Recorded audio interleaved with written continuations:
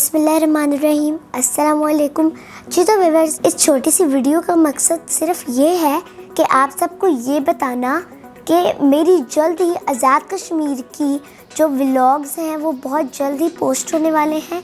तो जहाँ भी दादा दादी, नाना नानी, चाचू मामू, खाला बेटी, जहाँ भी जगह मिला बैठ जाए। फिर बाद में ना कहिएगा कि मेरा सालन जल गया, मेरा काम रह गया और मैं स्कूल से लेट हो गई हूँ, मेरा आज वो रह गया, टेस्ट करना भूल गई। बाद में ना कहिएगा। तो इन वीडियोस को ज़रा गौर से देखिएगा और अपने फ्रेंड्स के साथ शेयर करिएगा और कमेंट करके बताइएगा कि आपको ये वीडियोस कैसे लगी। होंगे हज़ारों व्लॉगर्स जिस तरह से हम आपको आज़ाद कश्मीर के व्लॉग्स दिखाने वाले हैं। मुझे नहीं लगता कि उस तरह से आपको कोई और दिखाएगा। तो जुड़े रहिए मेरे चैनल के साथ और सब्सक्राइब कीजिए डिस्कवर विद मुस्फरा को और शेयर कीजिए इन वीडियोस को अपने फ्रेंड्स के साथ। तब तक के लिए अल्लाह हाफिज़, फ़ी मानिल्लाह।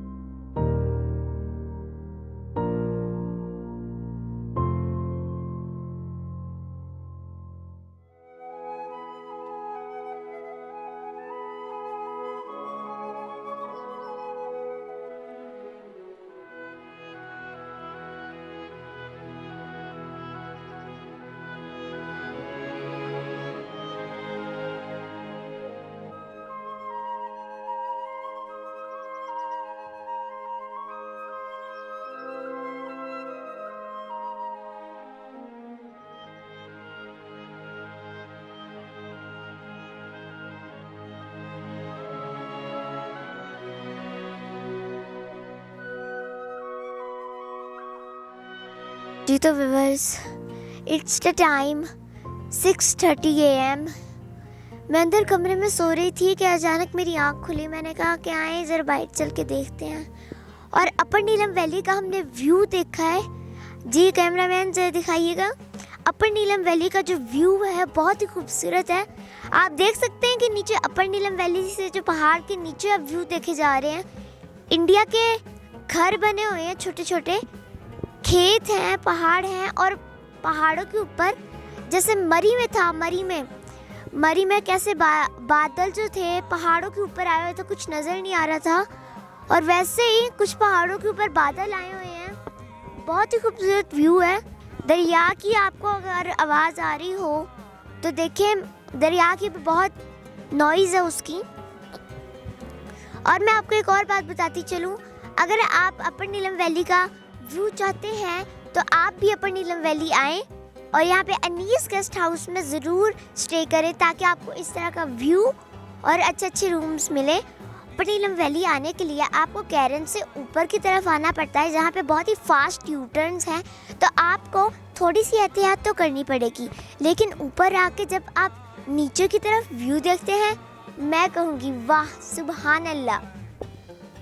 जी तो नाज़रीन, इस वक्त आप देख सकते हैं कि एक टूर आया हुआ है जहाँ पर अपनी कैट्स और डॉग्स को भी अपने साथ ही पहाड़ों में ले आए हैं। और आप देख सकते हैं कैट्स जो अपना फूड खा रही। मुझे खुद फिक्र थी कि मेरी कैट्स ने कुछ खाया है कि नहीं। और आप देख सकते हैं यहाँ पर जर्मन शेपर्ड भी है जो मेरा फेवरेट है और कैसे छलांगे मार रहा है। तो आए हम इनके ऑनर से बात करते हैं और इनसे पूछते हैं कि इनको कौन लुक आफ्टर करता है। अस्सलाम वालेकुम। वालेकुम अस्सलाम। क्या नाम है आपका? आमना। कहाँ से आप? इस्लामाबाद से। अच्छा, आप हमें ये बताएं, आपको ये जो जर्मन शेपर्ड है और जो कैट्स हैं, इनको आप खुद लुक आफ्टर करती हैं? जी बिल्कुल, खुद ही लुक आफ्टर करते हैं, और क्योंकि हम लोग इनको घर पे छोड़ने का रिस्क नहीं ले सकते, इस वजह से हम साथ ले आए हैं। यानी इनको भी आप घुमाएंगी पहाड़ों में? यहाँ पे हमने कहा कि हम अकेले क्यों जाएं, अपने पेट्स को भी साथ लेकर आएं। अच्छा, तो आप बताएं, आपका कल का क्या प्लान है? आप पे कहाँ जाए? कल का तो कभी तो कुछ कंफर्म नहीं है, हम लोग खुद भी अभी बिल्कुल उसमें नहीं है, कुछ प्लान नहीं था, बस अभी आगे जा रहे हैं। वापसी कल तक वापसी का है होगा प्लान। ठीक है। यहाँ पे ज़्यादातर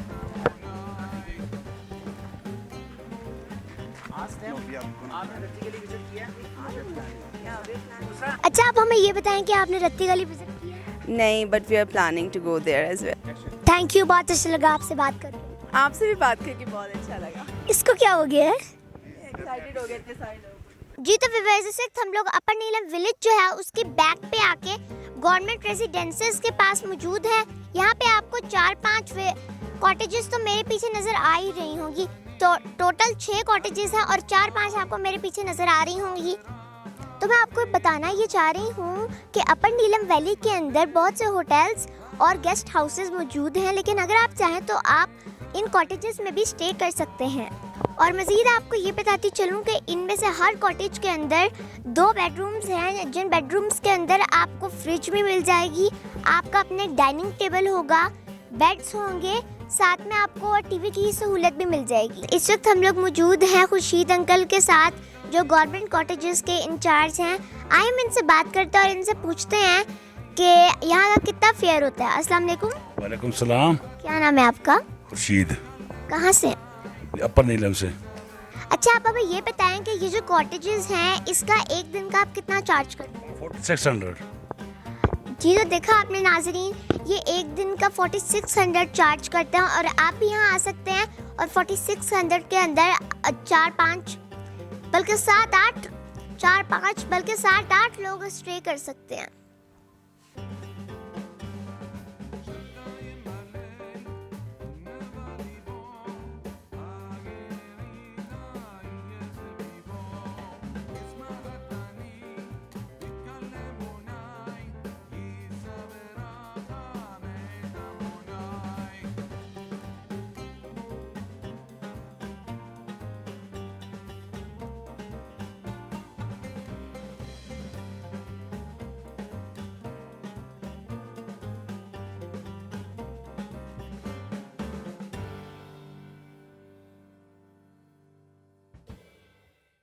बिस्मिल्लाहिर्रहमानिर्रहीम।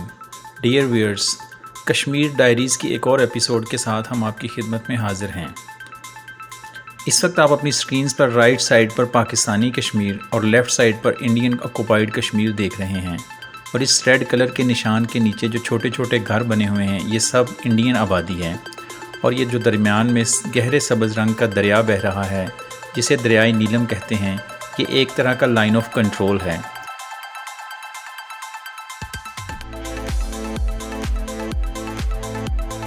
और इस वक्त आप हमारे ड्रोन से अपर नीलम गांव के फ़ज़ाई मनाज़िर देख रहे हैं। अपर नीलम गांव मुज़फ़्फ़राबाद शहर से 93 किलोमीटर की दूरी पर वाक़या है। इसके नीचे कैरन गांव वाक़या है। कैरन गांव शुरू होने से थोड़ा सा पीछे एक सड़क ऊपर की तरफ उठती है, जो आपको 2.5 से 3 किलोमीटर का सफ़र तय करने के बाद अपर नीलम गांव में ले आती है। यहाँ पर बहुत से छोटे बड़े होटल्स हैं और कुछ गेस्ट हाउसेस भी हैं। इसके अलावा गवर्नमेंट रेजिडेंसीज भी हैं। सबसे बड़ा होटल ग्रीन विलेज होटल है, जिसका किराया 10 से 15 हज़ार रुपये तक है, जबकि आम होटल्स और रेस्टोरेंट्स का किराया 1,000 रुपये से लेकर 3,000 रुपये के बीच बीच में रहता है। अपर नीलम गांव बहुत ही खूबसूरत और बहुत ही ज़रखेज़ है। लोग बहुत ज़्यादा मिलनसार और मेहमान नवाज हैं। यहाँ पर सेब, नाशपाती, आलूचा, शहतूत और अखरोट के बेशुमार दरख्त हैं। गांव वालों के कंसेंट से हम सब ने भी हस्ब तौफीक इनसे इस्तिफ़ादा किया।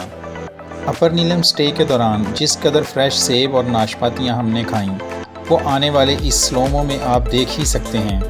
ये हमारे प्यारे नवीद भाई हैं, जो हल्का सा टहनी को हिलाकर बेपनाह सेब इकट्ठे कर चुके हैं।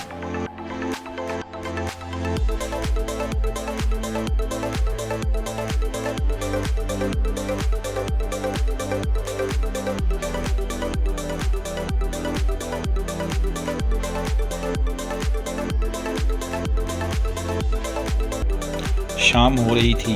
एक पूरी रात और एक पूरा दिन के सफ़र के बाद हम लोग थकन से निडाल थे। एयरक्राफ्ट को लैंड किया और सब सीधा होटल पहुंच गए और अब वक्त था पेट पूजा का।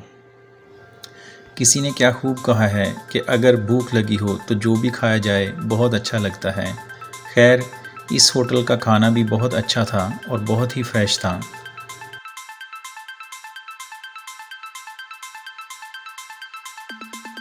खाना खाने के बाद सभी लोग बहुत फ्रेश और एनर्जेटिक फील कर रहे थे। कुछ नन्हे सितारे तो होटल के बाहर खूब हल्ला गुल्ला में मसरूफ़ हो गए।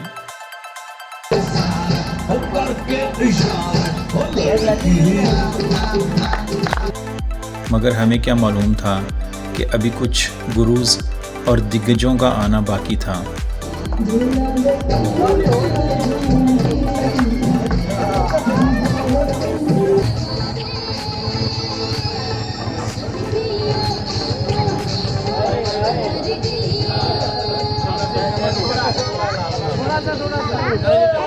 चले चले क्लैपिंग।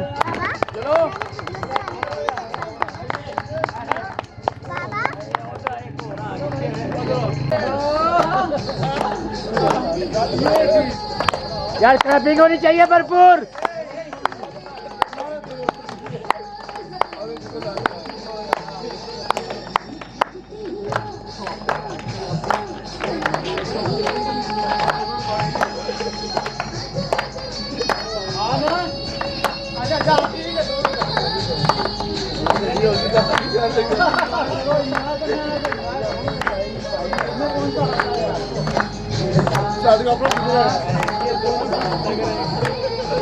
गोल दायरे में ओए यार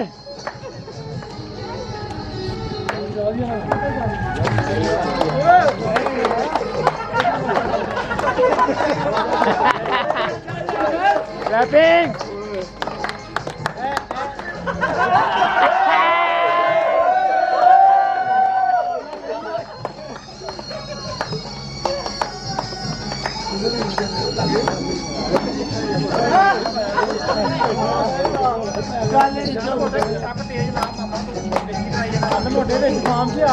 क्लैपिंग बच्चा क्लैपिंग।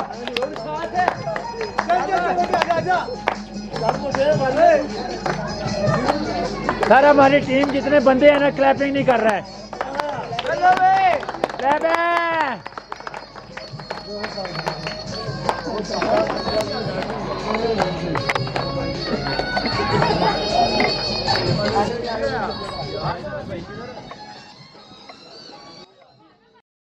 जी तो व्यूअर्स, इस वक्त मैं अपर नीलम वैली के गांव में मौजूद हूँ।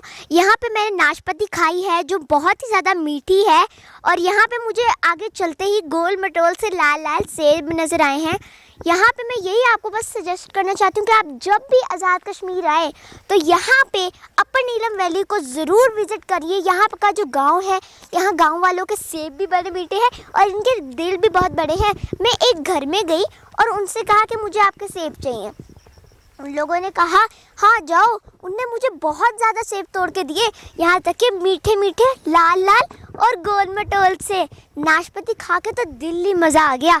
और अगर आप भी नाशपाती खाना चाहते हैं तो आज़ाद कश्मीर के अपर नीलम वैली में ज़रूर आएँ। और यहाँ पे आप देख सकते हैं कि यहाँ की वादियों का अलग मज़ा होता है। बादल कैसे छाए हुए हैं, बादल पहाड़ों के ऊपर आके, क्लाउड्स जो है वो पहाड़ों के ऊपर आए हुए हैं।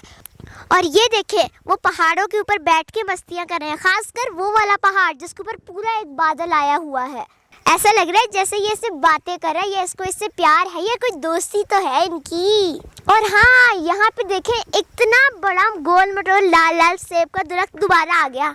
जिस वक्त आप लोग देख सकते हैं कि मैं एक नाशपाती के दरख्त पे मौजूद हूँ। असल में बात ये थी कि बाबा ने मुझे डेर दिया कि तुम नाशपाती तोड़ के दिखाओ, तो हम जंगल में आ गए। यहाँ पे काफ़ी घर बने हुए हैं और बहुत ही मीठी मीठी दरख्त है जहाँ पे सेब लगे हैं, अंगूर लगे हैं, और मुझे नाशपाती का दरख्त नज़र आ गया। और ये यहाँ पे अभी पक रही हैं, लेकिन फिर भी डेर तो डेर होता है। हमने यहाँ के ऑनर से परमिशन ली है और उन्होंने कहा ठीक है किलो तोड़ लो। मैंने कहा नहीं बस 2-3 तोड़नी है, डेर पूरा करना है। तो चले तोड़ते हैं। पकड़े जी। डियर व्यूअर्स, अपर नीलम गांव नीलम वैली में एक खूबसूरत तरीन गांव है। हम आपको सजेस्ट करते हैं कि आप जब भी नीलम वैली आज़ाद कश्मीर आएँ तो अपना पहले दिन का स्टे अपर नीलम गांव में करें। अपर नीलम गांव का आज का हमारा ये दूसरा व्लॉग था। कल हम रत्ती गली के लिए रवाना होंगे। रत्ती गली झील नीलम वैली की सबसे खूबसूरत और प्यारी झील है, जिसकी ब्यूटी का कोई जवाब नहीं। अगर कहा जाए कि कोई शख्स रत्ती गली ट्रैक को लफ्ज़ों में बयान कर सकता है तो मैं कहूँगा एब्सोल्युटली नॉट।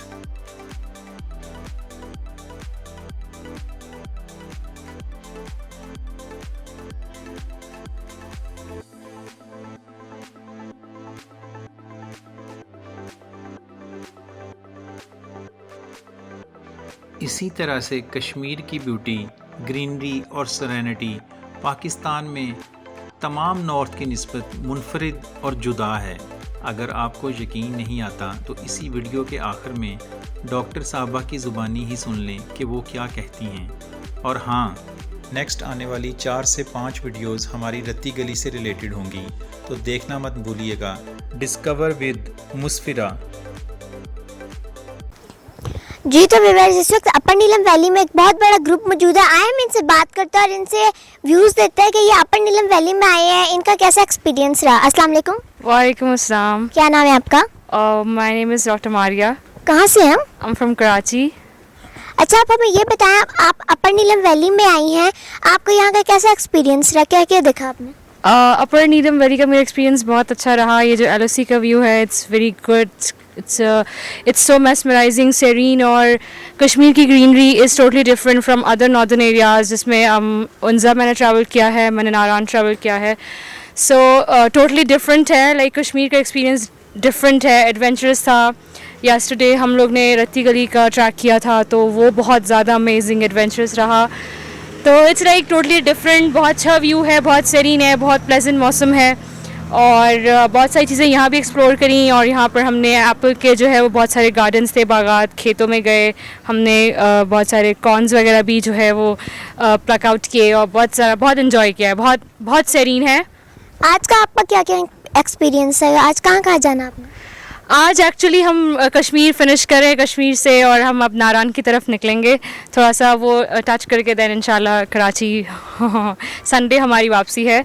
तो कश्मीर शायद कल रत्ती गली का इतना एडवेंचरस एक्सपीरियंस था, तो ऐसा लगा कि बस वो जो है वो कंप्लीट हो गया है। Kashmir is like complete after रत्ती गली।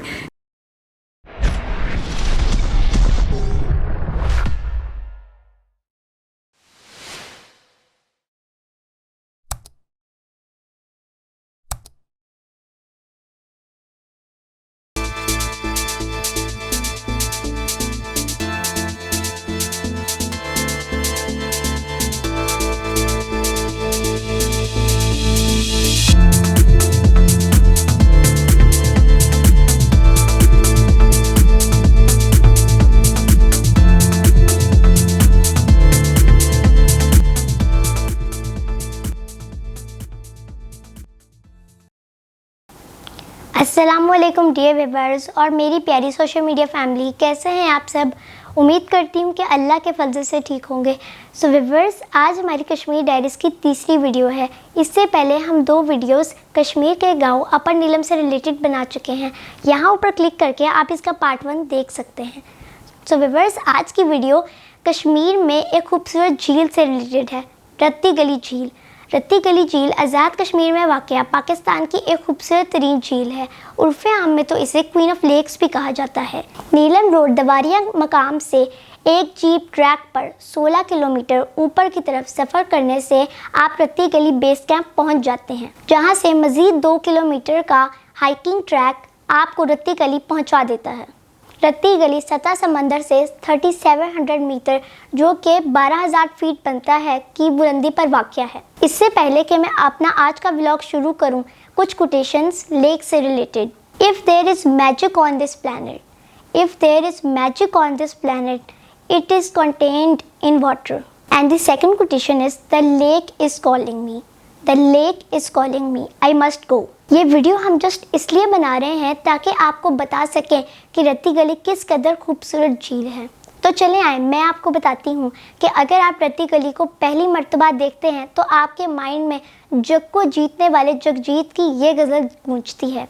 तुमको देखा तो ये ख्याल आया, जिंदगी धूप तुम घना साया।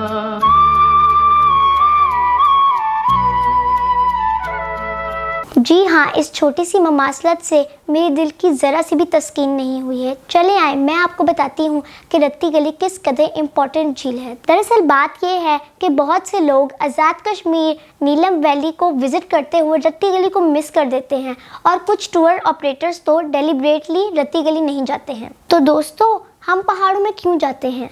हम जाते हैं कि हम कुदरती नज़ारों को देख सकें, फितरी मनाज़र को अपनी आँखों से महसूस करें। शहरों की पुरहजूम ज़िंदगी में हम सब सरसब्ज़ पहाड़ों, पुरसकून और सेहत अफ़ज़ा वादियों, कुदरती चश्मों, दिलकश आबशारों, बर्फ़पोश चोटियों और दिलफरेब मनाज़िर के शौकीन हैं। फ़र्क सिर्फ ये है कि कुछ लोग ये शौक़ उधर जाके पूरा करते हैं और कुछ के लिए यूट्यूब जिंदाबाद। और ये सब आपको रत्ती गली ट्रैक पर देखने को मिलेगा। लिहाजा कश्मीर नीलम वैली जाना और रत्ती गली ना जाना ऐसा ही है कि एक बंदा कहे मैं क्रिकेट का बहुत दिलदादा हूँ मगर मुझे नहीं पता सचिन तेंदुलकर कौन है।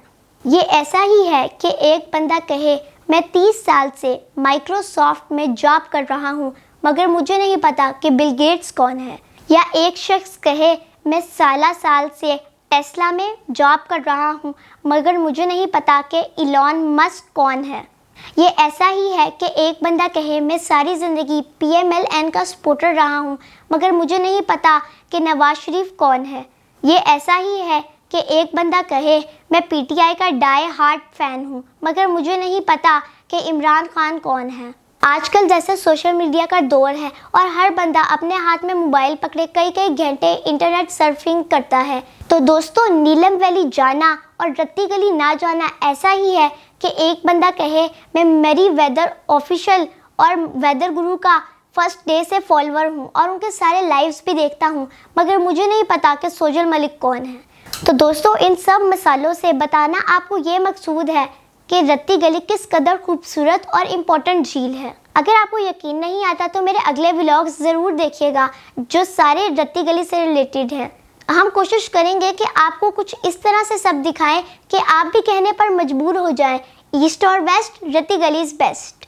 तो इंतज़ार कीजिएगा और देखना मत भूलिएगा डिस्कवर विद मुज़फ़्फ़रा। अरे, आपने अभी तक मेरा चैनल सब्सक्राइब नहीं किया और बेल बटन को भी नहीं दबाया। चले, मैं चलती हूँ, आप ये दोनों काम कर लें। Until next video, Allah Hafiz.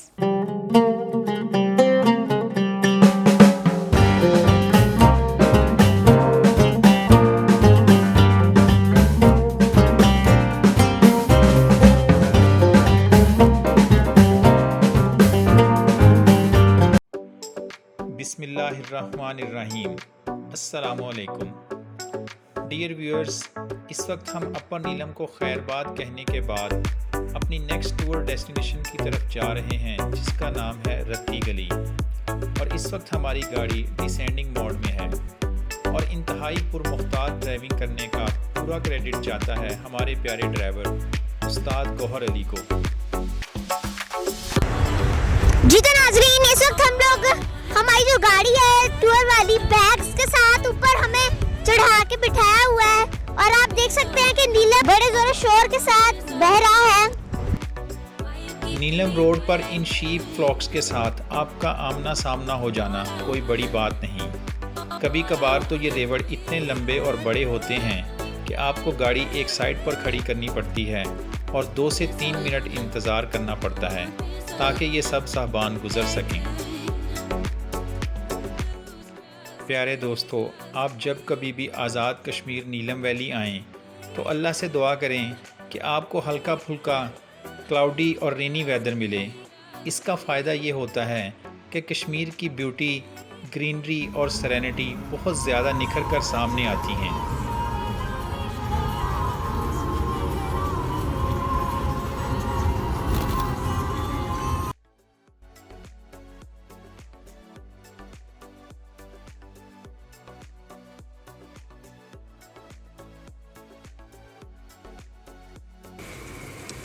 जी तो व्यूअर्स, आज हमारे टूर का सेकंड डे है और हम लोग अपर नीलम विलेज से निकलकर अपनी नेक्स्ट मंजिल की तरफ जा रहे हैं, जिस मंजिल का नाम है रत्ती गली लेक।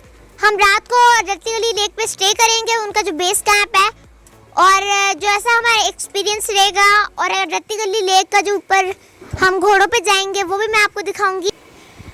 तो रास्ते में हम एक जगह रुके हैं नाश्ता करने के लिए, जिस जगह का नाम है लवात। लवात में हमें एक होटल एंड रेस्टोरेंट मिला है, जिस रेस्टोरेंट एंड होटल का नाम है Selfie Taiba hotel and restaurant. आप देख सकते हैं कि हमारे पराठे बन रहे हैं मज़े मज़े के। पराठे खाने के बाद हम लोग दोबारा अपनी मंजिल की तरफ रवाना हो जाएंगे।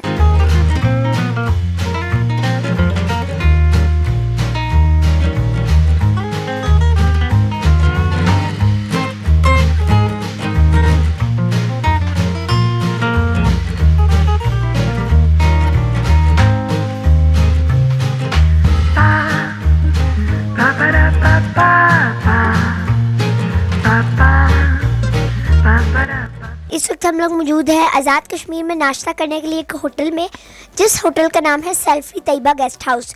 और यहाँ पर हमें सेल्फी तैयबा गेस्ट हाउस के ऑनर मिले हैं। यहाँ का जो खाना है वो बहुत ही मज़े का है। और आपको एक और बात बताती चलूँ, आज़ाद कश्मीर में हर जगह मैदे के पराठे मिलते हैं, पर यहाँ पर असली गंदम के पराठे हैं जो मैंने आज खाए हैं, और बहुत ही मज़ा आया इनके पराठे खाकर और आमलेट खाकर। इनकी बाहर जो बैठने की जगह है वो तो नॉर्मल ही है, लेकिन इनके खाने का जो टेस्ट है वो बहुत ही मज़े का है। जी तो नाजरीन, आए हम तारिक अंकल से पूछते हैं, जो बहुत ही अच्छे इंसान है और मेरे से बहुत प्यार करते हैं, और इनके होटल के बारे में पूछते हैं कि ये अपने होटल के बारे में क्या कहना चाहते हैं। जी अल्हम्दुलिल्लाह, ये जो होटल मेरा सेल्फी तैयबा गेस्ट हाउस है, ये मैंने एक शौक़ पे बनाया हुआ है। मेरा असल बिज़नेस जो है वो जड़ी बूटी का है, जो मैं आज़ाद कश्मीर से गवर्नमेंट कंट्रैक्टर हूँ, और इसको यहाँ से इकट्ठी करके पाकिस्तान की तरफ हम ले जाते हैं। और ये जो होटल है, 2-3 होटल मैंने बनाए हुए हैं, ये एक मेरी शौक़ है, और इस पे आप लोग स्टे भी कर सकते हैं, और जब भी आएंगे अच्छा ही पाएंगे इंशाल्लाह। और 50 बंदा हो, 100 बंदा हो, उसकी हम मैनेजमेंट कर लेते हैं। ये बेटी बहुत प्यारी बेटी है, और इसके रेफरेंस से कोई भी आएगा उसको हर किस्म की डिस्काउंट और हर किस्म की सहूलत मिलेगी इंशाल्लाह। ठीक है, ओके, अल्लाह हाफिज़। जी तो व्यूअर्स, वो घड़ी आ गई है जिसका आप सबको इंतजार था। जी हाँ, बिल्कुल, हम लोग ऊपर जा रहे हैं रत्ती गली लेक। लास्ट टाइम जब मैं गई थी लास्ट ईयर, तो मैं ऊपर तो गई थी लेकिन बेस कैंप तक रही, क्योंकि बारिश बहुत तेज थी। तो मैं रत्ती गली लेक ऊपर जो साइड है वहाँ नहीं जा पाई, लेकिन इस बार मुझे अल्लाह ताला ने मौका दिया है कि मैं आप सबको रत्ती गली लेक दिखाऊं। तो 3 घंटे का सफ़र है। मैंने गाड़ी भी वो वाली ली है, जीप जो है ओपन एयर वाली है, कि खड़े होकर हम अपनी वीडियोस बना सकते हैं, फोटोज खींच सकते हैं, टिकटॉक बना सकते हैं। और अब हम जाने लगे ऊपर, और कुकिंग भी ऊपर होगी, नाइट स्टे भी ऊपर होगा। ये देखिए हमारा कुकिंग का सामान है सारा। तो आए चलते हैं, बहुत मज़ा आने वाला है। पहले चलते हैं।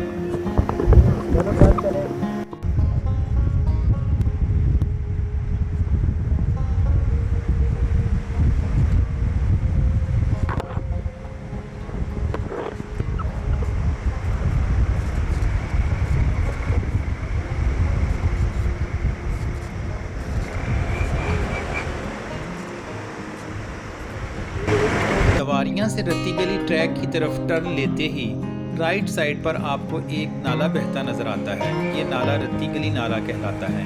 इसका मौखज़ रत्ती गली झील ही है, और ये यहाँ से शुरू होकर रत्ती गली बेस कैंप तक हमारे साथ साथ ही रहेगा।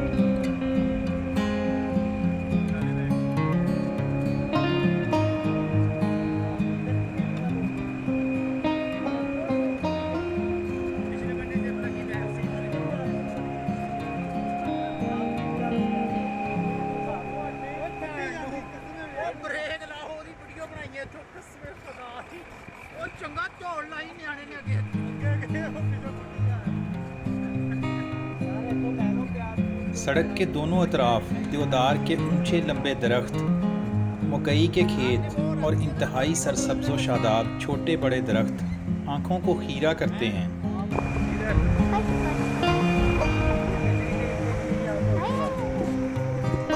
ये जीप है?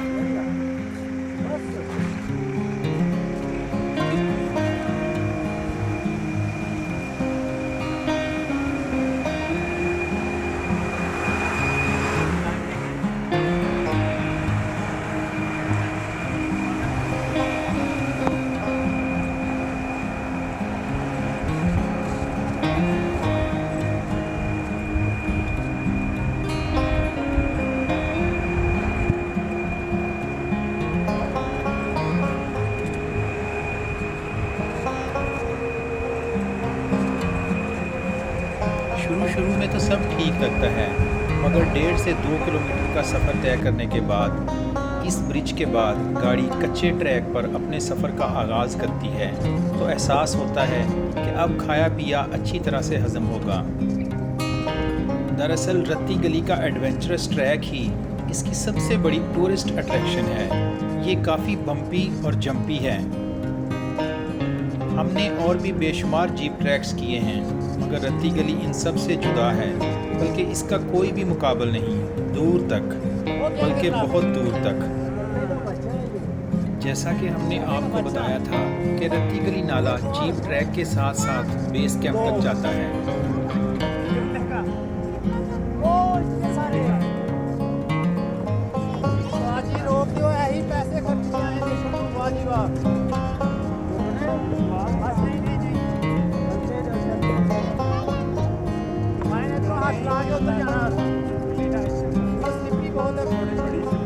दौराने सफ़र कई मुकामात पर बहुत बड़े बड़े पत्थरों के साथ इस नाले में बहने वाले दूध की तरह शफाफ पानी की आंख मचोली जारी रहती है।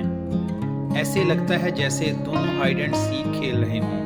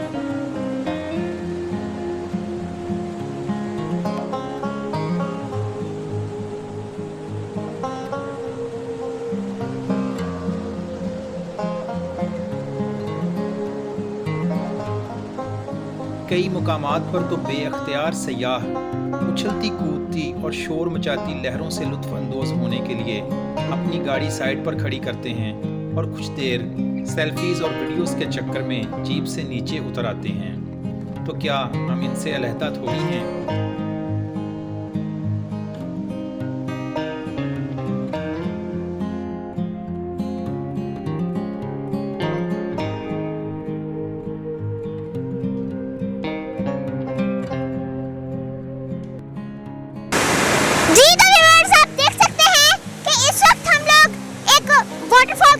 छोटी सी है जिसके अंदर 2 पत्थरों के अंदर से पानी निकल रहा है और रत्ती गली ने हमें बहुत से धोखे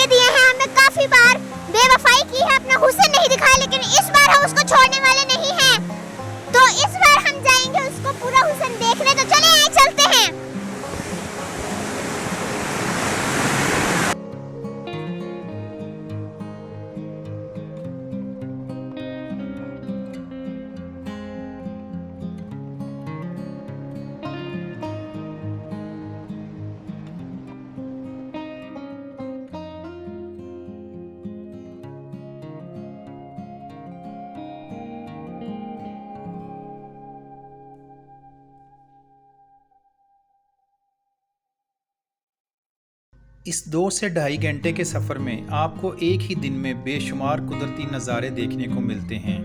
हर नज़ारा अपनी मिसाल आप होता है और जिसको मेरे ख्याल से अल्फाज के सांचों में ढालकर यहाँ बयान करना तकरीबन नामुमकिन सी बात है।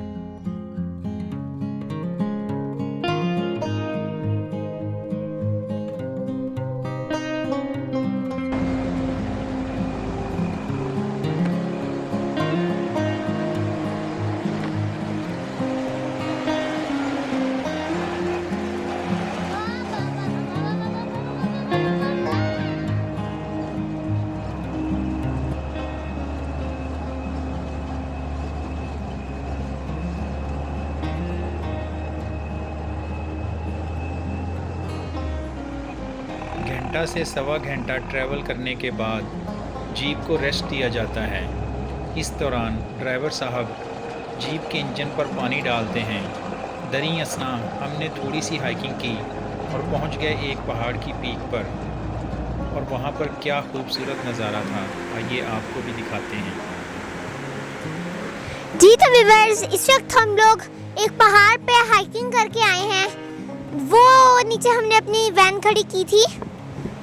हम जा रहे हैं रत्ती गली लेक, तो हमने कहा कि थोड़ा सा ऊपर जाके देखते हैं कि कैसे यहाँ की जो आबादियों के लोग हैं वो कैसे चढ़ के जाते हैं। और इस वक्त सांस चढ़ी हुई है बहुत। वो देखिए इतनी प्यारी ग्रीनरी।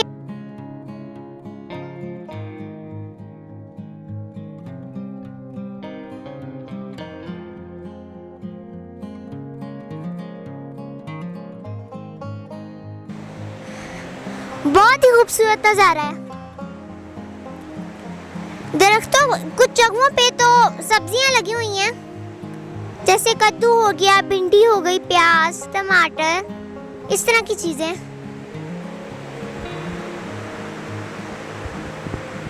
बस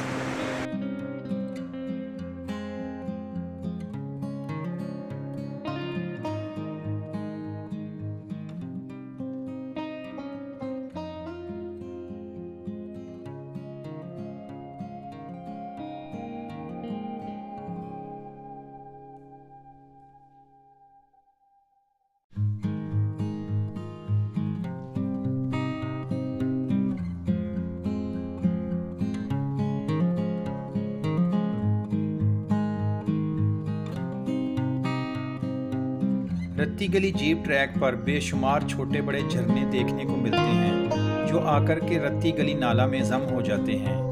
बेसिकली ये अतराफ के पहाड़ों पर से बर्फ पिघल रही होती है।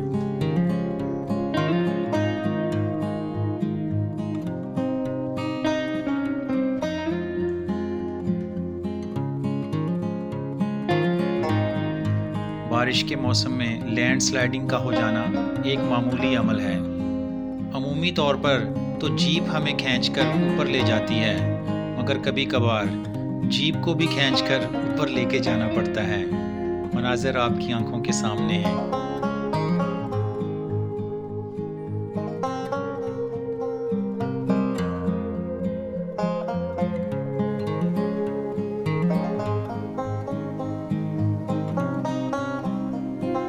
अगर आप जून और जुलाई के महीने में रत्ती गली विजिट कर रहे हैं तो 4 से 5 बड़े ग्लेशियर्स में से गुजरकर आपको ऊपर जाना पड़ता है।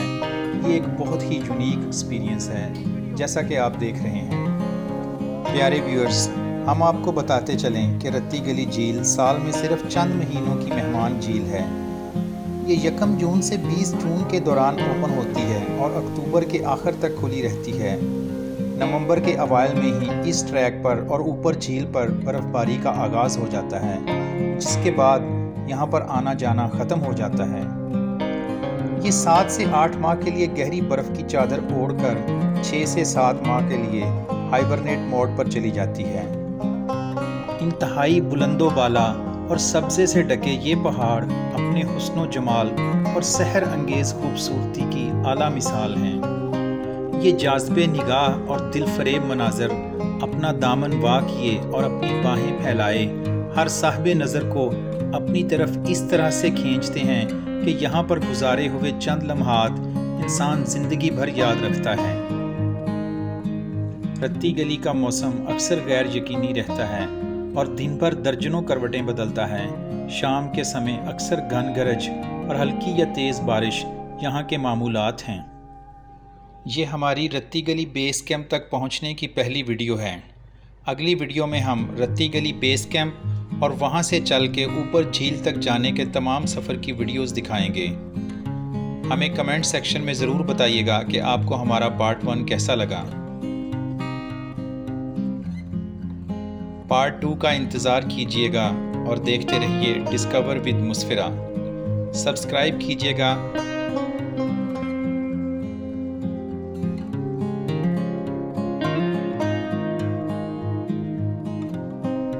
और एक छोटी सी फेवर कि इस वीडियो को अपने फ्रेंड्स और फैमिली मेम्बर्स के साथ शेयर करें। शुक्रिया। फ़ी अमानिल्लाह।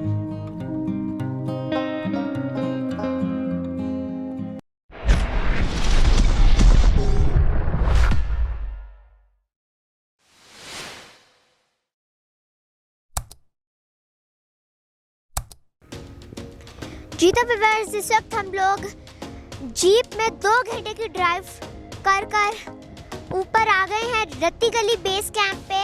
और यहाँ से अब हम ऊपर जाएंगे रत्ती गली 1 घंटे का सफ़र करके। आप चाहें तो आप 1 घंटे की ट्रैकिंग होगी, आप चाहें तो पैदल भी जा सकते हैं या फिर यहाँ पे घोड़े हॉर्सेस मौजूद हैं, उन पे भी आप जा सकते हैं। रत्ती गली आते हुए जो जंप्स लगे हैं, जो यू टर्न्स थे और जैसे ऊपर नीचे गाड़ी हुई है जीप जो है हमारी, सड़क कैसे दुश्वार गुजार सड़क थी। और मैं आपको यही सजेस्ट करूंगी कि 50 प्लस का कोई बंदा है या बंदी है तो वो रत्ती गली लेक ना आए, क्योंकि जो ट्रैक था वो बहुत ही खतरनाक था। और मैं 2-3 जीप्स को देखा था जो कहते वो बस यार चलो वापस यू टर्न लेके जा रहे थे। जून में रत्ती गली ओपन होने के बाद मकामी लोग अपने जानवरों के साथ यहाँ आकर आबाद हो जाते हैं और बेस कैंप से रत्ती गली झील तक आपको ट्रांसपोर्टेशन मुहैया करते हैं। इनका किराया बेस कैंप से रत्ती गली झील तक 500 रुपये होता है, मगर अब शायद डीजल और पेट्रोल की बढ़ती प्राइसेस की वजह से इन लोगों ने भी अपने किराए को बढ़ा दिया हो। खैर, अगर आप हाइकिंग नहीं कर सकते तो यहाँ से घोड़ा या खच्चर की सवारी ले सकते हैं। और अगर आप हाइकिंग कर रहे हैं तो हम आपको सख्ती से रिकमेंड करते हैं कि 1 अदद हाइकिंग स्टिक ज़रूर साथ लें, जिसका किराया 50 रुपये है। और जी हाँ, याद रखें, इसको वापसी पर वापस भी करना ज़रूरी होता है।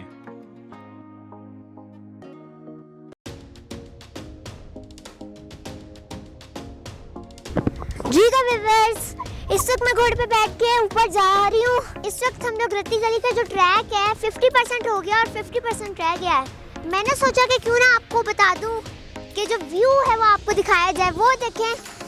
और मैं आपको एक और बात बताती चलूँ, रत्ती गली के रास्ते में एक छोटी लेक आती है जो बेइंतहा खूबसूरत है और साफ और शफाफ भी है। दिखाएं जी कैमरामैन।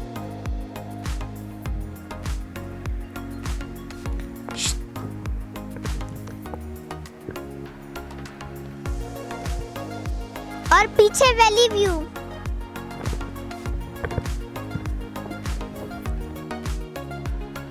से 25 मिनट के सफ़र के बाद आपको डिफरेंट ट्रेल्स नज़र आती हैं। जी हाँ, इन्हीं ट्रेल्स पर चलकर आपको भी मलका रत्ती गली से मिलने जाना होगा। अल्लाह का नाम लेकर सफ़र जारी रखें। अगर थकन ज़्यादा हो रही है तो हर 3 से 5 मिनट के सफ़र के बाद 1 या 2 मिनट आराम कर लें, मगर सफ़र जारी रखें। अब इतनी दूर से आए हैं और इतनी खारी के बाद ये थोड़ी सी हाइकिंग क्या चीज़ है। अगर बारिश हो रही है तो हमेशा हमवार जगह पर पाँव रखें, otherwise you have to bear the brunt of ankle sprain. मेरे साथ एक मरतबा ऐसा ही हुआ था, बल्कि ये जो वीडियो आप इस वक्त देख रहे हैं, ये वीडियो मैंने पाँव में मोच आने के साथ साथ ही फिल्माई है।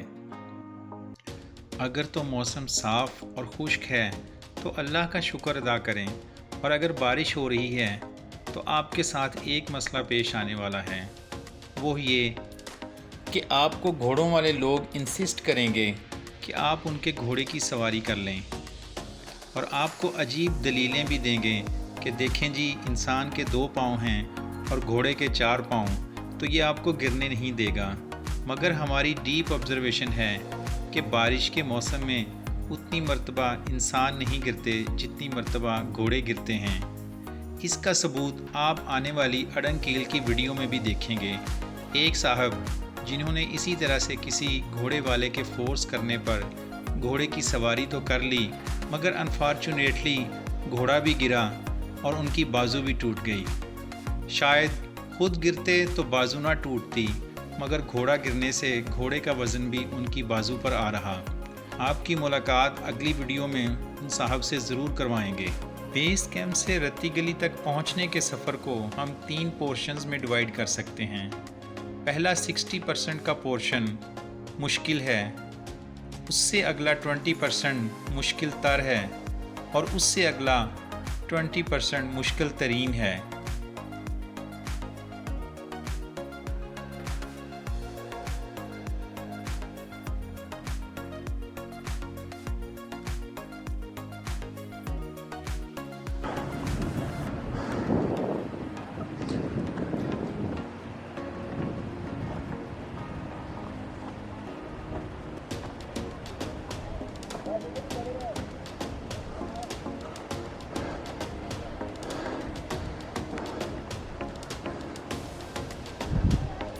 चलते चलते आखिरकार सफ़र कट ही जाता है और यहाँ मुझे वो गाना याद आ रहा है। चले तो कट ही जाएगा सफ़र, आहिस्ता आहिस्ता चले तो कट ही जाएगा सफ़र, आहिस्ता आहिस्ता।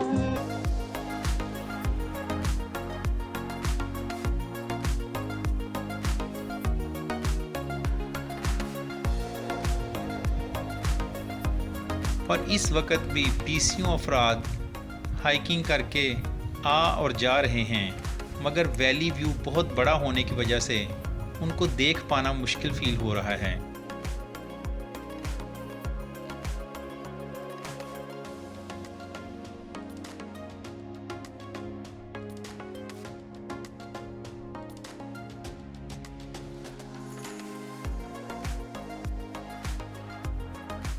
और यूं आहिस्ता आहिस्ता हम रत्ती गली पहुंच ही जाते हैं।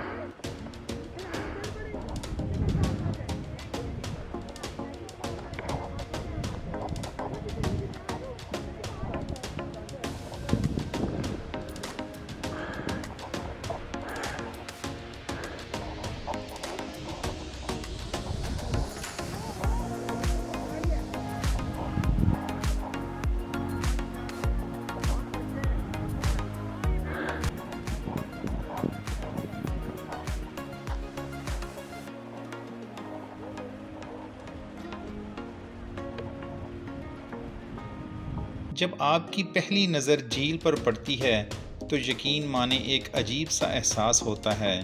यूं समझें कि एक मुक़द्दस और पाकीज़ा दोशीज़ा नीले रंग का दुपट्टा ओढ़े, अपने पैरों पर सुर्ख रंग की मेहंदी लगाए खुदावंद बारी ताला के ज़िक्र में मसरूफ़ है।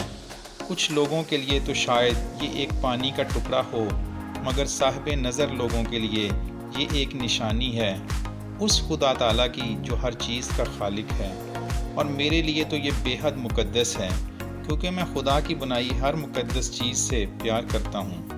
ये ज़मीन मुक़द्दस है, माँ के प्यार की सूरत देखना गवारा मत, दौड़ते यकीनों को ये वतन अमानत है और तुम अमीलों। अब हम आपको अपने डिफरेंट टूर्स के दौरान शूट किए गए मुख्तलिफ ड्रोन सीन्स दिखाते हैं।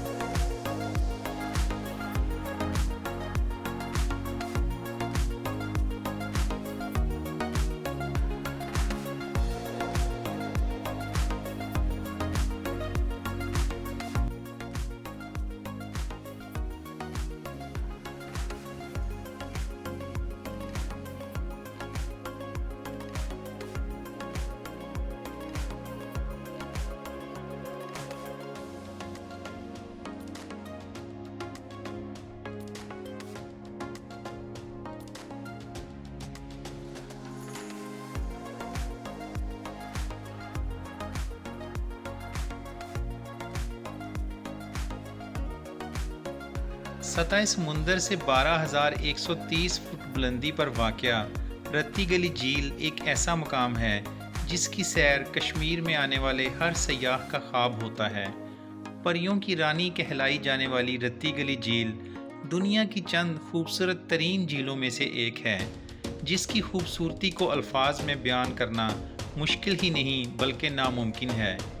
इस झील को अगर वादिये नीलम के माथे का झूमर कहा जाए तो ये बेजा ना होगा।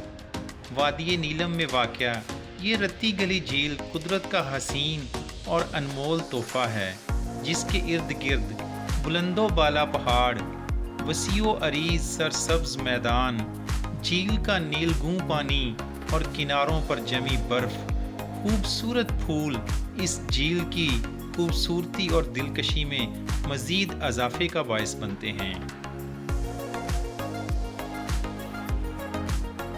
ग्लेशियर्स के टुकड़े जब टूटकर झील में गिरते हैं तो यूं लगता है जैसे राजहंस तैर रहे हों।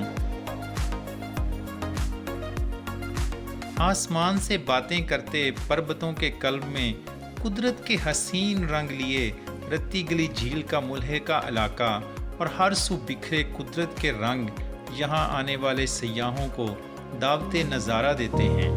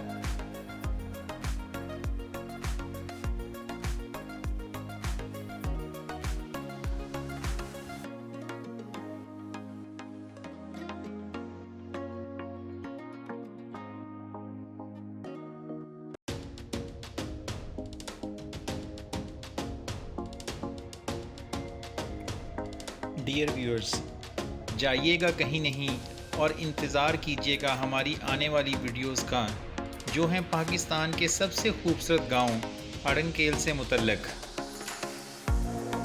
तो इस वीडियो को अपने दोस्तों और फैमिली मेम्बर्स के साथ शेयर कीजिएगा। खुदा हाफिज़।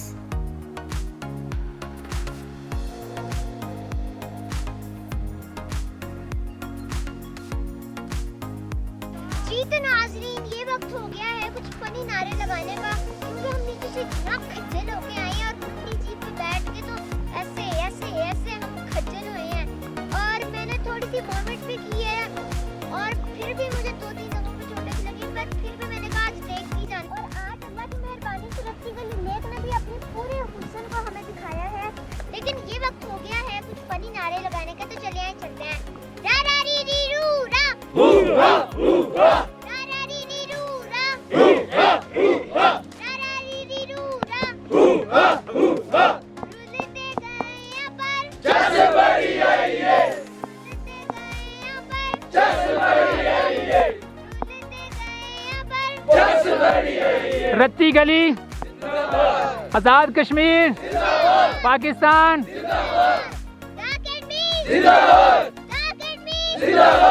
डिस्कवर विद मुस्फिरा जिंदाबाद, डिस्कवर विद मुस्फिरा जिंदाबाद, पाकिस्तान जिंदाबाद, पाकिस्तान जिंदाबाद। नारे तकबीर, अल्लाहू अकबर, नारे तकबीर, Allahu Akbar. The real adventure begins with Musfira, the real adventure begins with Musfira. जी तो नाज़रीन, ये वक्त हो गया है नीचे बेस कैंप पे जाने का और लुंडी जीप में बैठ के जाने का। लेकिन जाने से पहले हम रत्ती गली को उसका पूरा हुस्न दिखाने के लिए बाय कहना चाहेंगे। रत्ती गली, जय जी आप लोग भी।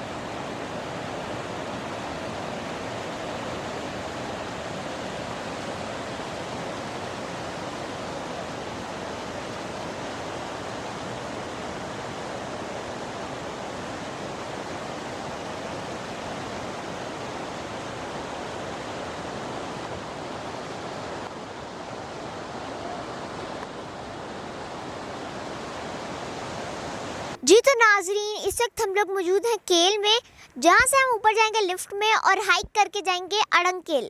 हमारी गाड़ी भी हिलती जुलती गई है और कुछ जगहों से उसको गंदी भी हो गई है और इस वक्त हम लोग जा रहे हैं ऊपर। और अगर आपको अपनी गाड़ी का इतना ज़्यादा ख्याल है तो आप जीप में भी आ सकते हैं, कोई मसला नहीं है। जीप भी आपको केल लेके आ सकती है और फिर ऊपर अड़ंगकेल जा सकते हैं आप।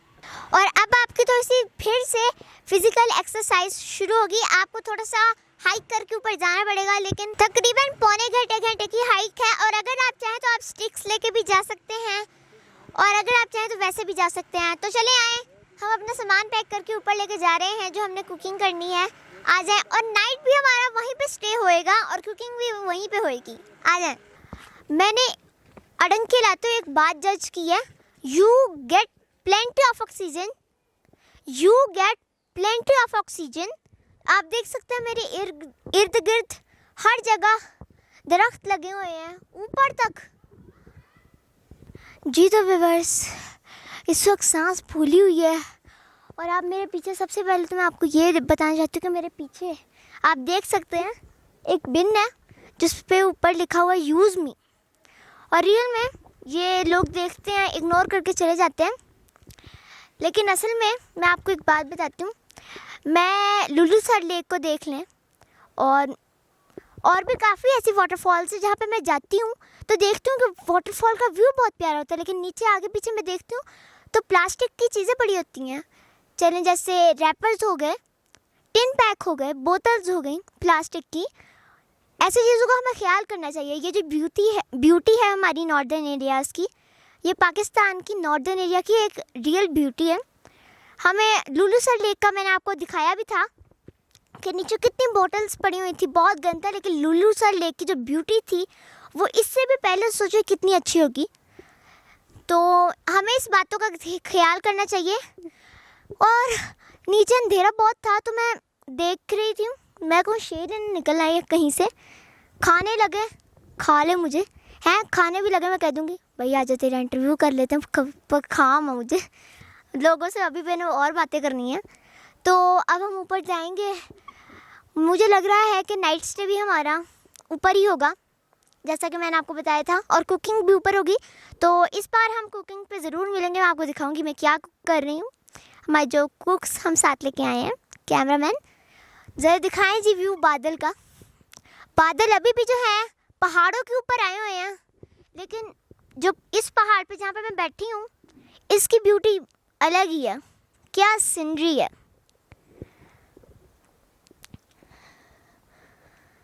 तो अब हम वापस अपनी मंजिल की तरफ रवाना होने लगे हैं।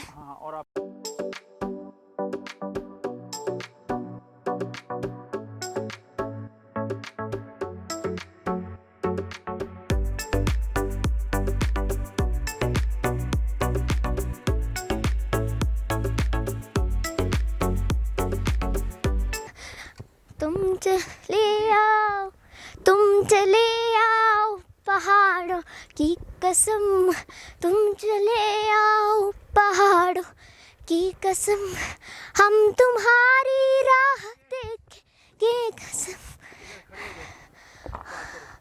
जी तो व्यूअर्स, गाना गाते गाते मुझे अली सतपारा याद आ रहे हैं, जो केटू पे गए थे और वहीं पे शहीद हो गए।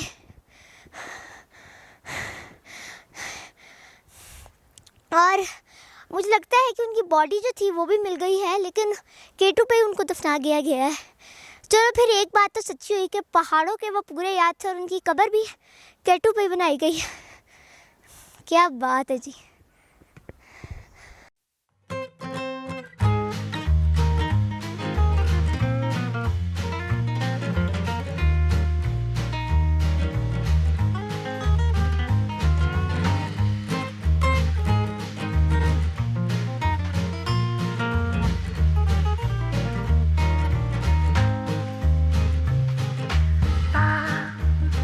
Ba ba da ba ba ba ba ba.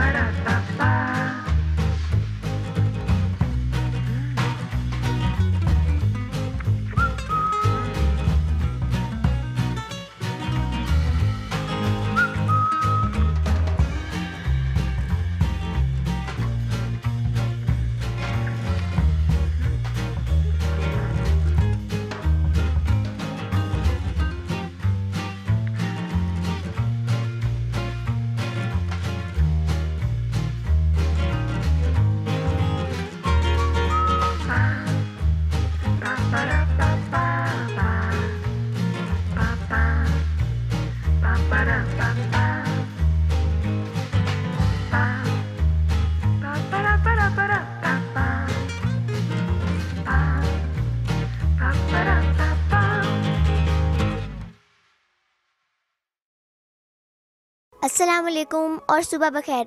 जी तो नाजरीन, इस वक्त हम लोग मौजूद हैं अपने गेस्ट हाउस के टेरेस पे और आप मेरे बैकग्राउंड में देख सकते हैं पाकिस्तान का सबसे खूबसूरत गांव, जिस गांव का नाम है अड़ंकेल।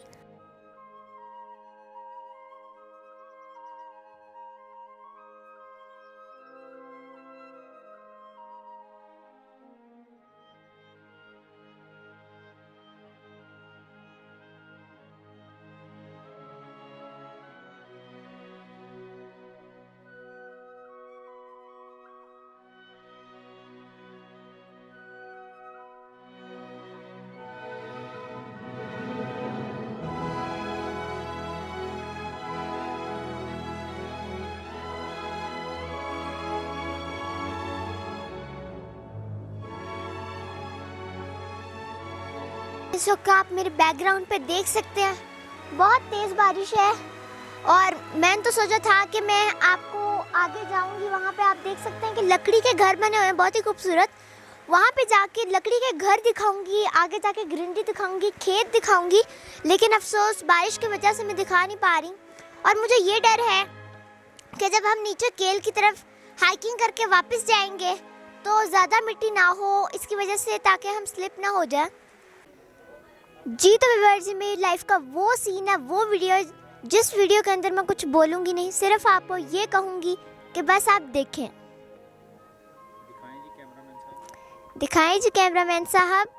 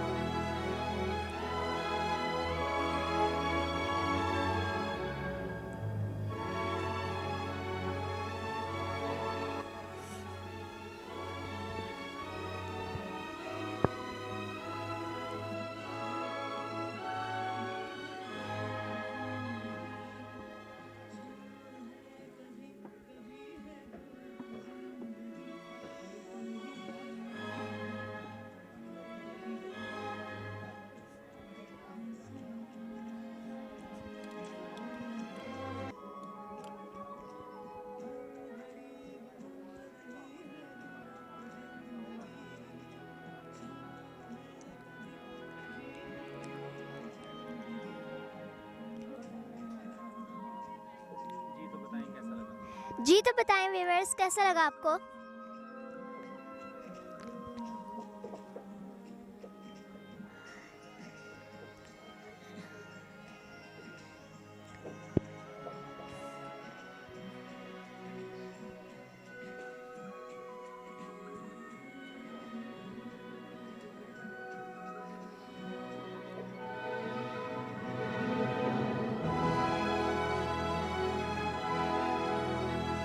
इस वक्त हम लोग एक ग्रुप के पास मौजूद हैं। आए हम इनसे बात करते हैं और इनसे पूछते हैं कि ये लोग आज़ाद कश्मीर आए हैं, आज़ाद कश्मीर इनको कैसा लगा है, और बाकी तो नॉर्दर्न एरियाज़ बहुत अच्छे, इनको आज़ाद कश्मीर कैसा लगा है। और ये अड़ंकेल में मौजूद हैं, अड़ंकेल और केल से हाइकिंग करके ये कैसे आए हैं। अस्सलाम वालेकुम। वालेकुम सलाम। क्या नाम है आपका? मेरा नाम इमरान है जी।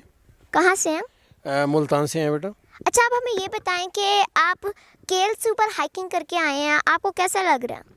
बारिश की वजह से थोड़ा सा स्लिपरी था ट्रैक। ओवरऑल जो है बहुत अच्छी ट्रैकिंग है, बहुत अच्छा व्यू है, बहुत अच्छा मंजर है यहाँ पर और बहुत अच्छा मौसम है इस वक्त। अच्छा, आप ये बताएं कि आज आपने वापस जाना है तो आपको क्या लगता है कि ज़्यादा स्लिपरी होएगा या फिर आप कल नाइट स्टे करके जाएंगे? नहीं जी, बात यह है कि जो यहाँ आके हमने इंजॉय किया है और हम वापस जाने के लिए स्लिपरी तो है, लेकिन थोड़ा सा मोहतात होकर हमें जाना पड़ेगा कि कहीं कोई दोस्त नीचे स्लिप होकर गिर ना जाए।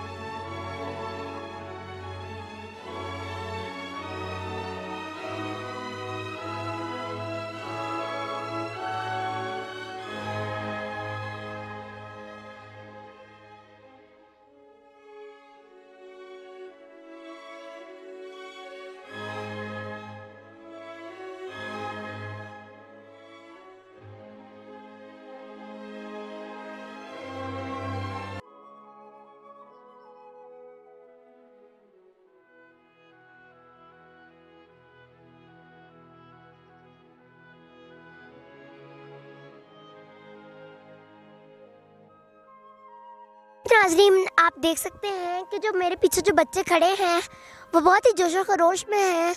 अभी वो पहाड़ चढ़ के आए हैं और आप देख सकते हैं कि कितनी ज़्यादा सनशाइन है और जो लकड़ी के घर हैं, पहाड़ हैं, वो अड़ंकेल को एक नई सी ब्यूटी दे रहे हैं।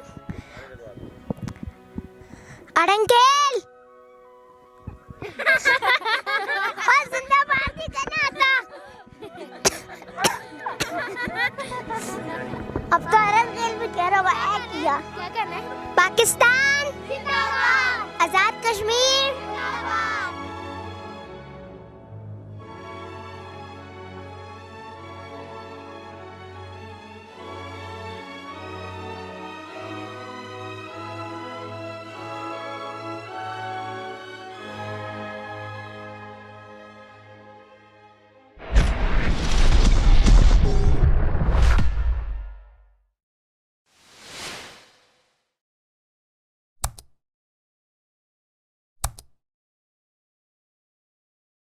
जी तो नाज़रीन, इस वक्त हम लोग अड़ंकेल से केल की तरफ लिफ्ट में आ चुके हैं और मैंने देखा है कि लोग बेतहाशा तादाद में यहाँ पर मौजूद हैं और केल से अड़ंकेल जाने के लिए लिफ्ट का इंतज़ार कर रहे हैं।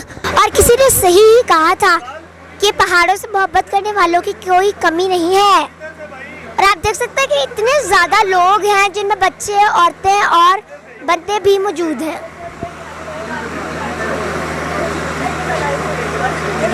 जबकि सबको पता है कि आगे जाके जो ट्रैक है वो बहुत ही ज़्यादा मुश्किल है। मैंने देखा है यहाँ तक 65 या 50 की एज के जो बंदे हैं वो भी ट्रैक करके ऊपर अड़ंकेल जा रहे हैं। इसका मतलब ये है कि पाकिस्तान की जो ब्यूटी है उसको देखने के लिए लोग कम नहीं हैं।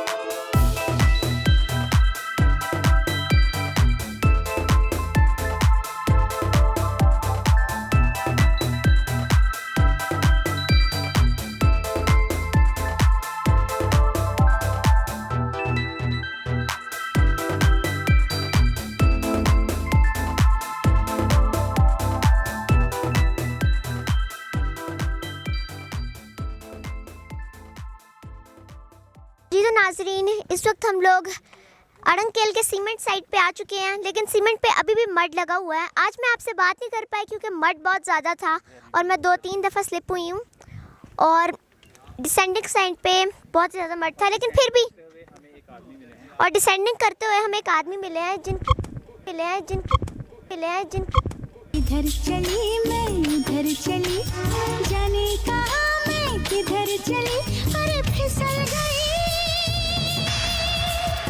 इधर चली मैं उधर चली। आपने देखा कि बात करते हुए मैं स्लिप हो गई थी, ये भी ज़रूरी है। अच्छा, डिसेंडिंग करते हुए हम एक भाई मिले हैं जिनकी बाजू फ्रैक्चर है। आए हम इनसे पूछते हैं कि आपकी बाजू फ्रैक्चर है, फिर भी आप अड़ंकेल की ब्यूटी देखने के लिए आ रहे हैं, क्यों वजह? आपको ब्यूटी से बहुत प्यार है। अस्सलाम वालेकुम। वालेकुम अस्सलाम। क्या नाम है? मेरा नाम ताहिर है। कहाँ से? कराची से। कराची से। अच्छा, ये बताएं कि आपकी बाजू फ्रैक्चर हुई है, आप फिर भी अड़ंकेल का ट्रैक करके जा रहे हैं, वो भी इतने सारे मड में, ऊपर इतनी ज़्यादा जगह, धूप निकली हुई है, आपको पसीना आ रहा है, फिर भी आप ट्रैक करके जा रहे हैं, क्यों? वजह क्या है? देखिए, हम जो है ना वो एडवेंचर ट्रिप ज़्यादा फॉलो करते हैं। ये अभी मेरा परसों रत्ती गली में हॉर्स राइडिंग करते वक्त जो है वो रिस्ट मेरी फ्रैक्चर्ड हो गई थी, लेकिन रत्ती गली में फ्रैक्चर हुई है? मैं कहूँ बहुत पहले से है। नहीं, ये परसों हुआ है मेरे साथ, तो फिर मैंने इसकी फ़र्स्ट एड लेकर अब आगे का जो ट्रिप है वो कंटिन्यू कर रहा हूँ। अब असल में टूरिज़्म का मज़ा ये है कि आप एडवेंचर पूरा करें, तो ऑल्दो ये मुश्किल हालात हैं, लेकिन मज़ा भी फिर इसी में है। थैंक यू, बहुत अच्छा लगा आपसे बात करके। जी तो नाज़रीन, जैसा कि आपने देखा कि रत्ती गली में परसों जब ये जा रहे थे तो हॉर्स से गिर गए हैं, लेकिन फिर भी इनकी हिम्मत इतनी है कि ये अपनी फ्रैक्चर बाजू के साथ अभी भी एडवेंचर कर रहे हैं। वरना इस तरह अगर किसी का मैन का हाथ टूट जाए, फ्रेंड्स हैं आपके साथ, फ्रेंड्स का किसी का हाथ टूट जाए, फिर भी वो ट्रिप कैंसिल कर देते हैं। लेकिन इनको, और आप देखें इनकी उंगलियां किस कदर सूजी हुई हैं और हाथ किस कदर सूजा। यहाँ पे मैं एक परवर्ब शेयर करूंगी, हिम्मत है मर्दा, मदद है खुदा। यहाँ पे दो अंकल मौजूद हैं जो 17 साल पुराने टूरिस्ट हैं। आए हम इनसे इनकी उम्र पूछते हैं। और आप देख सकते हैं सीमेंट का जो ट्रैक है बहुत ही ज़्यादा स्लिपरी है, बहुत ही ज़्यादा, यहाँ तक कि ना 2 दफ़ा मैं गिर भी चुकी हूँ, और पहले वीडियो करते हुए जब मैं आपको दिखाई थी तब भी मैं गिर गई थी। अब हम अंकल से पूछेंगे इनकी एज क्या है और इनकी हिम्मत कैसी है। अस्सलाम वालेकुम। वालेकुम अस्सलाम। क्या नाम है आपका? जाहिद हुसैन। कहाँ से? मैं कराची से। अच्छा, आप हमें अपनी एज बताएं। 65। अस्सलाम वालेकुम। क्या नाम है आपका? फुरकान आलम। कहाँ से आप? मैं सिंध से आया। सिंध से? हैदराबाद से। अच्छा, आप दोनों फ्रेंड्स? फ्रेंड्स। अच्छा, आप कितने साल पुराने टूरिस्ट? 70। आप दोनों अंकल को मेरा सल्यूट है।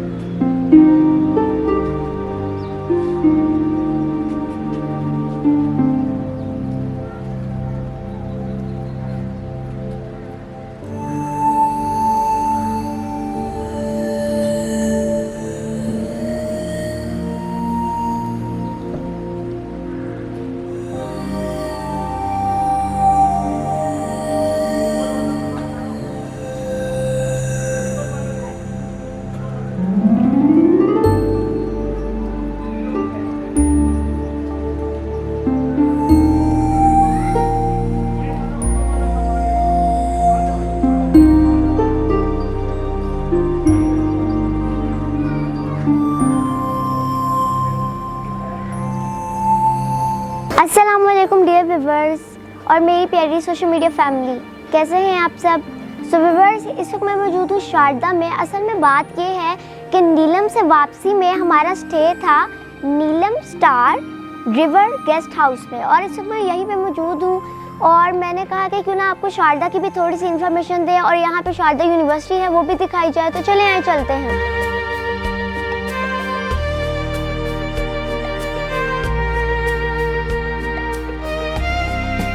कि इस वक्त जो मौसम है वो बहुत ही साफ है और धूप निकली हुई है।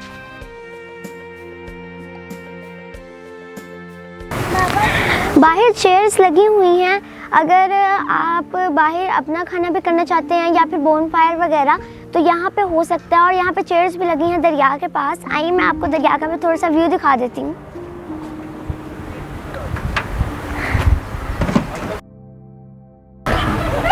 सो व्यूअर्स, पूरे नीलम वैली में सिर्फ ये एक जगह है शारदा जहाँ पे पानी का बहाव बहुत ही ज़्यादा स्लो है।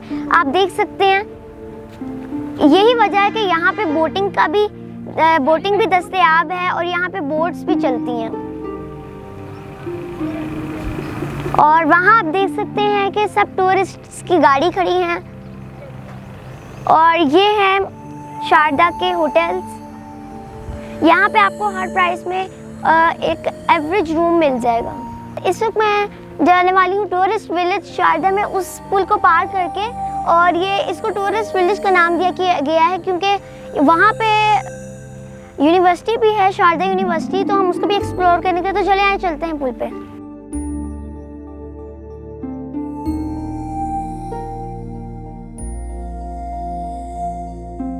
आप देख सकते हैं कि मेरे उस साइड भी दरिया है और इस साइड भी दरिया है। और जैसा कि मैंने आपको कहा था, बोट्स किनारे पे बोट्स हैं और कई लोग इस वक्त बोटिंग कर रहे हैं।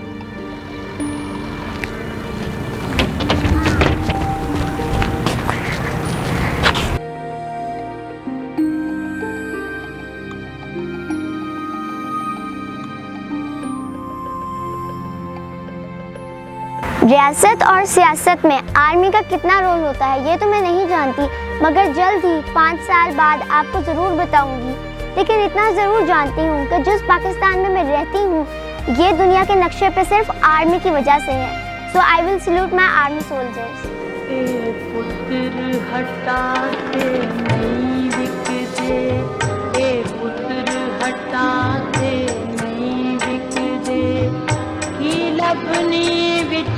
बाजार पुड़े देन मेरे दादा जी से देन मेरे दादा।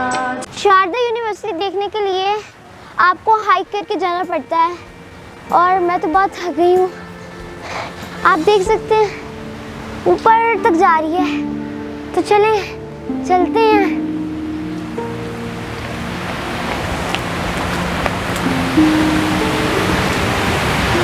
ये बाजार है एक छोटा सा शारदा विलेज का बाजार है।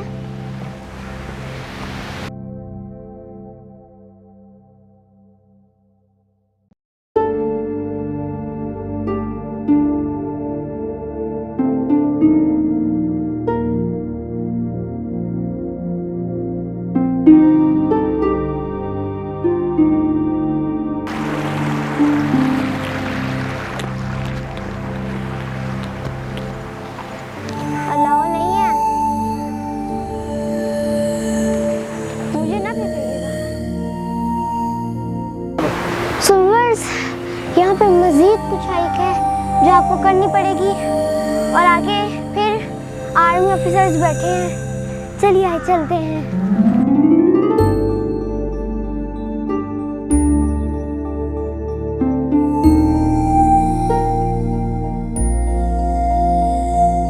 सो व्यूअर्स, शारदा यूनिवर्सिटी पहुँचने के लिए यहाँ पे बहुत स्टीप में सीढ़ियाँ हैं। चलते हैं।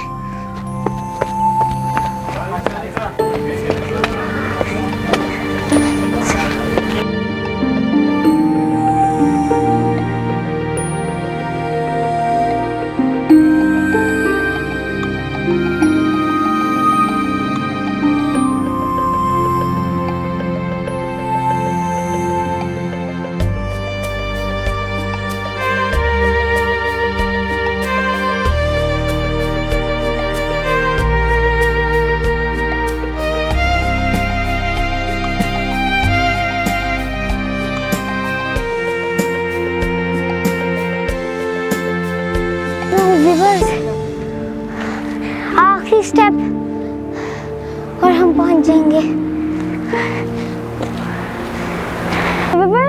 शारदा यूनिवर्सिटी को देखने के लिए लोग दूर दूर से आते हैं कि शारदा यूनिवर्सिटी एक बड़ी सी यूनिवर्सिटी होगी, यहाँ पे टीचर्स होंगे, बच्चे होंगे कश्मीरी। लेकिन ऐसा कुछ नहीं है। ये है शारदा यूनिवर्सिटी। ये 20-30 मरले की एक खंडरनुमा जगह है जिसको शारदा यूनिवर्सिटी कहा जाता है। तो चले आए हम इसकी हिस्ट्री पढ़ते हैं और आपको बताते हैं आगे।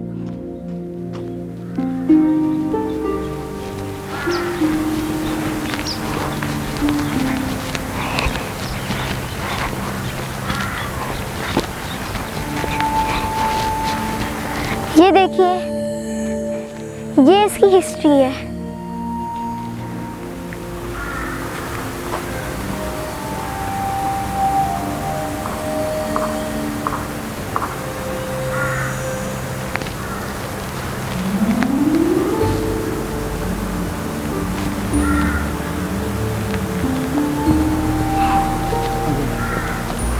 इस बोर्ड के बैठ जाते हैं।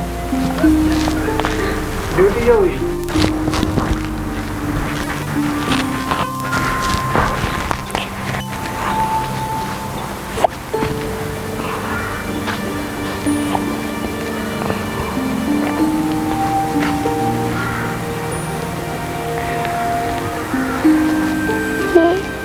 ये डिजाइन का पता नहीं क्या छोटा सा बना हुआ है,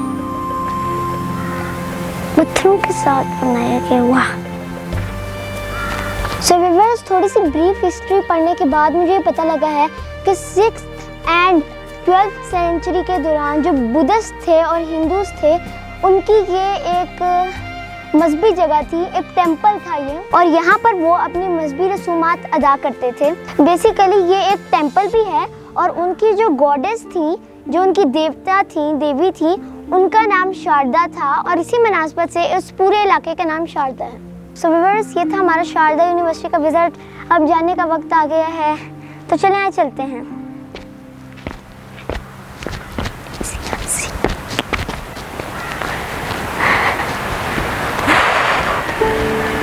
चल रही वीडियो, फिर वही सीढ़ियाँ। उफ,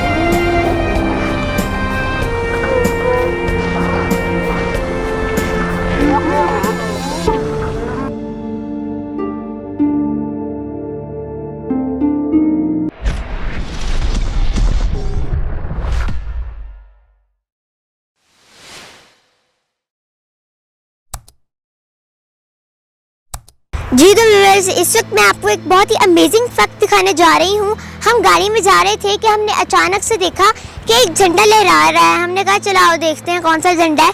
जब हमने गौर से देखा तो यहाँ पे इंडिया का झंडा था।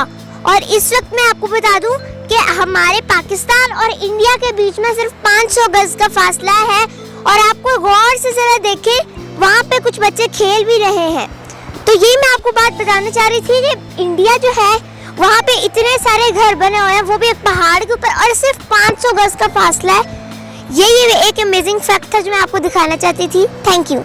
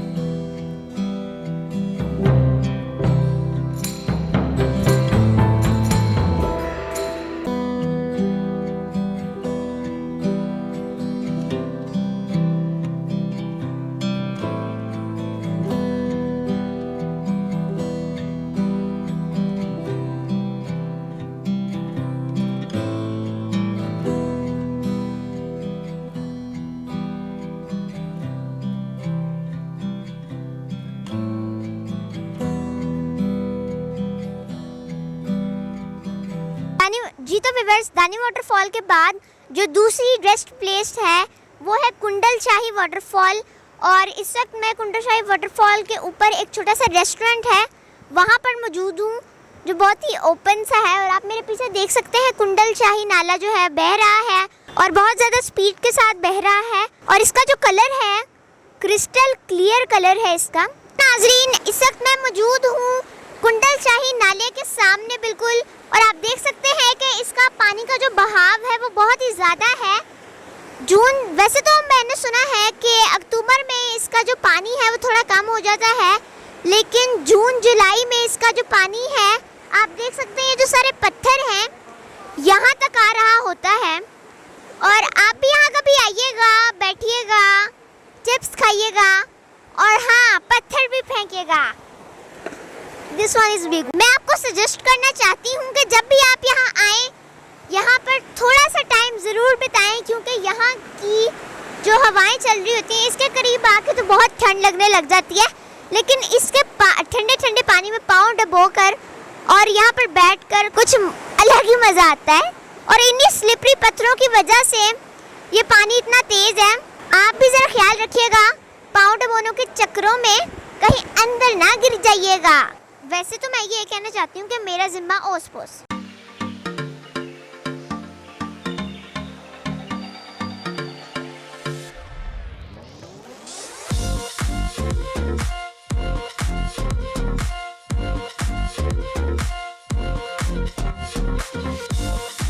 जी तो व्यूअर्स, आज़ाद कश्मीर में दानी वाटरफॉल के बाद जो सबसे अच्छी वाटरफॉल है वो है कुंडल शाही वाटरफॉल।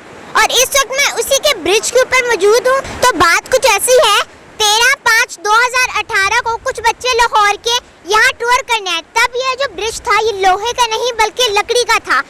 12-13 बच्चे थे जो इस ब्रिज के ऊपर एक साथ चढ़ गए और ये ब्रिज उन बच्चों का भारी वजन सह नहीं पाया और टूट गया।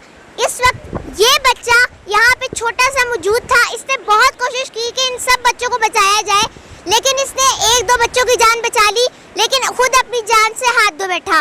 तो इसीलिए इस बच्चे का बोर्ड यहाँ लगाया गया है और इससे 2-3 बच्चों की जान बचाई। और जो बच्चे गिर गए थे वो बच्चे एक्सपायर हो चुके हैं।